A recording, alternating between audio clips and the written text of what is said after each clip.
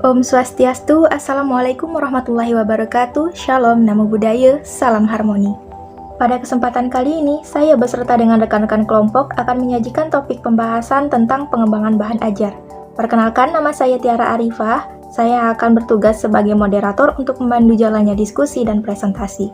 Kemudian, perkenalkan juga rekan-rekan kelompok saya yang bertugas sebagai penyaji materi, yaitu Made Adi Satiawan, Isna Nur Khalifah, Sylva Ayu Pratama, Syifaul Fauziah, dan Pande Made Meiza Putra. Rangkaian sesi yang akan kita lewati adalah pertama sesi penyajian materi dengan subbabnya yaitu prinsip-prinsip pengembangan bahan ajar, kemudian unsur-unsur bahan ajar, lalu langkah umum pengembangan bahan ajar, dan kemudian model-model pengembangan bahan ajar. Setelah itu, kita akan buka sesi tanya-jawab, dan terakhir, kita akan tutup dengan sesi klarifikasi kegiatan oleh dosen. Baiklah, langsung saja kita masuk ke sesi penyampaian materi. Kepada penyaji, dipersilahkan. Terima kasih kepada moderator atas waktu yang diberikan. Di sini saya akan menyampaikan materi mengenai prinsip-prinsip pengembangan bahan ajar. Pengembangan bahan ajar tentu perlu memperhatikan prinsip-prinsip pembelajaran. Ada 3 prinsip yang perlu diperhatikan dalam penyusunan bahan ajar atau materi pembelajaran. Di antaranya yang pertama adalah prinsip relevansi atau keterkaitan. Ada kaitan, hubungan, atau bahkan ada jaminan bahwa bahan ajar yang dipilih itu menunjang tercapainya kompetensi yang dibelajarkan. Kemudian yang kedua adanya prinsip konsistensi atau keajegan. Jadi bahan ajar itu konsisten atau ada kesesuaian jumlah antara kompetensi dan bahan ajar. Kemudian yang ketiga ada kecukupan atau memadai keluasannya. Jadi materinya memadai untuk mencapai kompetensi. Jangan terlalu sedikit dan jangan pula terlalu banyak. Selain itu, hendaklah memperhatikan prinsip-prinsip pembelajaran juga. Di antaranya yang pertama adalah prinsip mulai dari yang mudah untuk memahami yang sulit, dari yang konkret untuk memahami yang abstrak. Misalnya, untuk menjelaskan konsep hitung penjumlahan, maka mulailah siswa diajak untuk berbicara tentang jumlah buku yang ada di dalam tasnya sebelum melakukan suatu perhitungan menggunakan angka-angka. Kemudian yang kedua adalah pengulangan. Misalnya, pada naskah ini banyak kata yang diulang-ulang untuk mempermudah ingatan dan pemahaman siswa. Contohnya adalah seperti gambar berikut. Kemudian yang ketiga adalah motivasi. Misalnya, teks seperti berikut ini menceritakan sesuatu yang membuat siswa termotivasi untuk mempelajarinya. Kemudian yang keempat adalah perancah atau scaffolding. Misalnya disajikan teks seperti berikut ini yang berupa ringkasan rangkaian ilustrasi sementara yang kemudian dijadikan acuan untuk memahami dan menyelesaikan suatu masalah. Contohnya seperti teks di bawah ini. Kemudian yang kelima adalah umpan balik positif. Misalnya, guru memuji siswa saat siswa mendapat nilai yang paling tinggi dan memberikan solusi dengan cara halus untuk siswa yang nilainya paling rendah. Kemudian yang keenam adalah kebertahapan dan keberlanjutan. Misalnya, guru membuat tujuan-tujuan belajar agar mencapai suatu standar kompetensi secara bertahap dan dilaksanakan secara terus-menerus. Baik, sekian materi yang bisa saya sampaikan. Untuk materi selanjutnya akan disampaikan oleh rekan saya, Pande. Kepada Pande, dipersilahkan. Baik, terima kasih Siva atas waktunya. Saya akan melanjutkan presentasi dari kelompok saya yang membahas tentang unsur-unsur bahan ajar. Yang dimana pada unsur-unsur bahan ajar ini terdapat 6 bagian. Yang pertama ada petunjuk belajar, dimana yang menjelaskan tentang bagaimana aturan ataupun cara mempelajari bahan ajarnya. Yang kedua ada kompetensi yang akan dicapai, yang dimana tulis tujuan pembelajaran menggunakan kata kerja operasional dari hal yang mudah ke hal yang sulit. Yang ketiga ada sajikan isi dan informasi pendukung, yang dimana isinya misalnya informasi yang dapat melengkapi bahan ajar seperti link, teks, gambar, audio, dan video, dan animasi yang dari berbagai sumber. Yang keempat ada latihan, dimana tuntutan latihan misalnya eksplorasi pemahaman, pemecahan masalah, mempraktikkan prosedur membuat desain, dan membuat produk. Yang kelima ada petunjuk kerja atau lembar kerja, di mana penjelasan bagaimana ataupun aturan menjelaskan tugas, misalnya petunjuk praktik dalam melakukan observasi di laboratorium. Yang keenam ada instrumen evaluasi, di mana misalnya di akhir lampiran bahan ajar akan ada soal-soal pilihan ganda atau uraian yang perlu dijawab dan mungkin mencantumkan kunci jawaban. Sekian pembahasan dari saya akan melanjutkan oleh teman saya. Terima kasih atas kesempatan yang diberikan. Di sini saya akan melanjutkan presentasi dari Pande. yaitu dengan pembahasan langkah umum pengembangan bahan ajar. Bahan ajar merupakan materi yang dirancang secara sistematis, maka dari itu secara umum ada langkah-langkah yang perlu diperhatikan sebagaimana berikut. Yang pertama yaitu melakukan analisis kebutuhan bahan ajar dengan identifikasi peserta didik, pengajar, dan lingkungan masyarakat. Tahapannya meliputi kegiatan yang pertama yaitu menganalisis kurikulum, contohnya sebagai berikut. Dengan ini maka dapat diketahui jumlah dan jenis bahan ajar yang relevan dan cocok untuk dibuat. Kemudian yang kedua yaitu menganalisis sumber belajar berdasarkan ketersediaan, kesesuaian, dan kemudahan dalam memanfaatkannya. Kemudian tahapan pengembangan bahan ajar yang kedua yaitu pemilihan sumber belajar. Hasil dari kegiatan ini berupa daftar sumber belajar yang relevan dengan kriteria umum bahan ajarnya yaitu ekonomis, praktis, mudah dicari, dan fleksibel, serta kriteria khususnya yaitu dapat memotivasi, dapat diobservasi, dapat digunakan untuk problem solving, dan berfungsi sebagai alat penyampai pesan. Kemudian tahapan yang ketiga dalam pengembangan bahan ajar yaitu menyusun peta bahan ajar. Contoh peta susunan bahan ajar ini sebagai berikut. Kegunaan menyusun peta kebutuhan bahan ajar yaitu untuk mengetahui jumlah bahan ajar yang harus ditulis urutan dan sifatnya. Kemudian tahapan yang keempat yaitu membuat struktur bahan ajar. Contohnya seperti ini, terdapat 7 komponen dalam setiap bahan ajar yaitu judul, petunjuk belajar, kompetensi dasar, materi pokok, informasi pendukung, latihan atau tugas, atau langkah kerja dan penilaian. Kemudian tahapan yang terakhir atau yang kelima dalam pengembangan bahan ajar yaitu menerapkan teknik penyusunan bahan ajar sebagaimana berikut.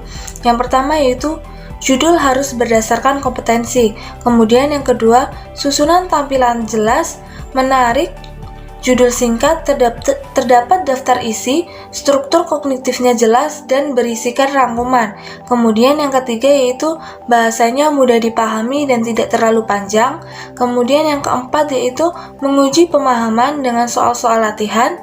Kemudian yang kelima yaitu adanya stimulan dan mendorong minat. Kemudian yang keenam yaitu kemudahan dibaca seperti huruf jangan terlalu kecil dan ukuran teksnya terstruktur. Kemudian materi disajikan dari yang mudah ke hal yang sulit. Mungkin itu saja yang dapat saya sampaikan. Materi selanjutnya akan dibawakan oleh Isna Nurholifah. Baik, saya akan melanjutkan presentasi dari Safa, yaitu model-model pengembangan bahan ajar.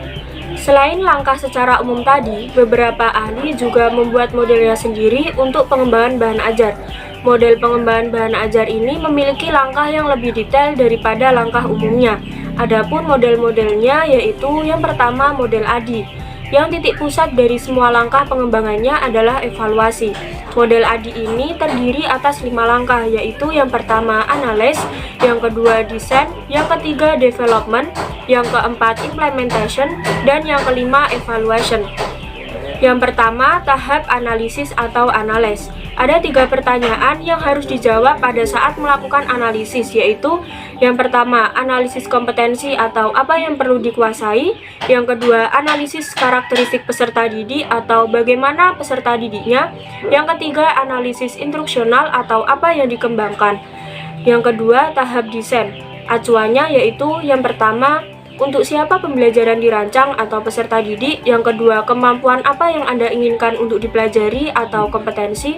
Yang ketiga, bagaimana materi pelajaran atau keterampilan dapat dipelajari dengan baik atau strategi pembelajaran. Yang keempat, bagaimana Anda menentukan tingkat penguasaan pelajaran yang sudah dicapai atau asesmen dan evaluasi. Yang ketiga, tahap pengembangan atau development. Tahap ini adalah kegiatan menerjemahkan spesifikasi desain ke dalam bentuk fisik, sehingga pengembangan ini menghasilkan prototipe produk pengembangan, yaitu yang pertama pengumpulan referensi pengembangan materi, yang kedua pembuatan bagan dan tabel-tabel pendukung, yang ketiga pembuatan gambar-gambar ilustrasi, yang keempat pengetikan, yang kelima pengaturan layout, yang keenam penyusunan instrumen evaluasi, dan lain-lain. Yang keempat, tahap implementasi atau implementation. Hasil pengembangan diterapkan dalam pembelajaran untuk mengetahui pengaruh terhadap kualitas pembelajaran yang meliputi Yang pertama, keefektifan atau sejauh mana produk dapat mencapai tujuan. Yang kedua, kemenarikan atau sejauh mana produk dapat menciptakan suasana belajar yang menyenangkan, menantang, dan memotivasi. Yang ketiga, efisiensi pembelajaran atau seberapa dana, waktu, dan tenaga yang dibutuhkan. Yang kelima, tahap evaluasi atau evaluation. Ditinjau dari aspek komponen meliputi kegiatan yang pertama, evaluasi formatif atau dilakukan pada setiap tahapan di bagian-bagian tertentu. Yang kedua, evaluasi sumatif atau dilakukan di akhir program untuk keseluruhan materi. Yang kedua, ada model Degeng pada tahun 1990.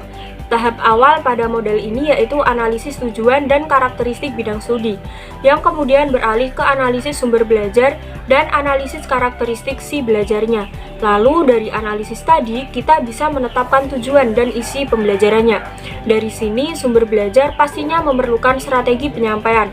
Begitu juga dengan muridnya perlu strategi pengorganisasian dan tujuannya juga perlu strategi pengelolaan isi materi.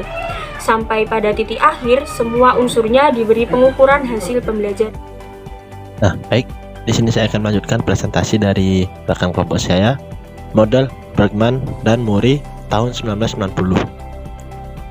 Tahapan pada model ini diawali dengan input. Barulah masuk ke proses aktivitas dan menghasilkan output yang kemudian dievaluasi. Secara garis besar, aktivitasnya terdiri dari 6 tahapan, yaitu yang pertama ada analisis. Analisis ini dibagi menjadi 4. Yang pertama yaitu analisis masalah, yaitu dengan mengapa melakukan pengembangan. Yang kedua, analisis pengguna, siapa sasaran yang menggunakan produk pengembangan. Yang ketiga, analisis kebutuhan, apa yang sasaran lakukan terhadap produk yang dikembangkan itu. Dan yang keempat, analisis lingkungan, yaitu di mana produk akan digunakan. Nah, inputnya adalah masalah dan menghasilkan outputnya berupa deskripsi produk yang kemudian dievaluasi. Lalu yang B yaitu desain, dikelompokkan menjadi 2 tingkat. Yang pertama, desain umum yaitu menentukan segmen program, dan yang kedua desain rinci adalah menentukan unsur-unsur motivasi, strategi interaksi, jenis media inputnya. Nah, inputnya adalah deskripsi produk dan menghasilkan outputnya berupa desain produk yang kemudian dievaluasi. Yang C, pengembangan. Inputnya adalah desain dan menghasilkan sebuah output berupa dokumen produk yang kemudian dievaluasi. Lalu yang bagian D, produksi. Di sini inputnya adalah dokumen produk dan menghasilkan output berupa media yang kemudian dievaluasi. Yang kelima ada penggabungan. Tahap ini memiliki 3 subaktivitas, yaitu pengkodean, pengujian, dan penyetelan. Inputnya adalah media dan menghasilkan output berupa produk yang kemudian dievaluasi. Nah, dan yang keenam yaitu yang terakhir, validasi. Dalam tahap ini ada 3 langkah aktivitas, yaitu yang pertama, persiapan dengan membuat instrumen validasi, menentukan validator, dan membangun lingkungan kondusif. Yang kedua, melakukan validasi melalui pengamatan, wawancara, maupun rekaman. Dan yang ketiga, menilai hasil validasi dan menentukan tindakan berikutnya yang mungkin dilakukan. Inputnya adalah produk dan menghasilkan sebuah output berupa laporan yang kemudian dievaluasi. Terima kasih banyak atas penyajian materinya rekan-rekan. Dan kepada audiens, kami mohon maaf jika ada kekurangan, kami mohon saran dan kritiknya. Sekian dari kami. Om Santi Om. Assalamualaikum warahmatullahi wabarakatuh. Shalom, Namo Buddhaya, salam harmoni.